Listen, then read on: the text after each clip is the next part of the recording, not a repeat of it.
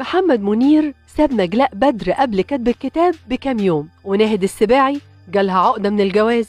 إعلامية هربت يوم فرحها وقالت مش هتجوز. من أشهر النجوم اللي ما كملوش جوازاتهم كانت الفنانة ناهد السباعي، واللي حكت بعد فترة خلال برنامج كلمة أخيرة مع لميس الحديدي عن تفاصيل اللي حصل وهروبها قبل يوم من فرحها في العين السخنة.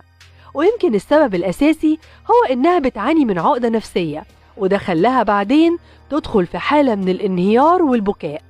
أما عن تفاصيل هروبها من فرحها، حكت إنها قالت لمامتها إنها مش مرتاحة بسبب ظهور بعض المشاكل، وقالت بالظبط حصلت مشاكل ملهاش علاقة بيا، بس حسيت إن المشاكل دي ما ينفعش أعيش بيها في حياتي، وكان عندي أمل ما كنتش فاهمة، بس تيقنت من استحالة إن الشخص يتغير دون إرادته.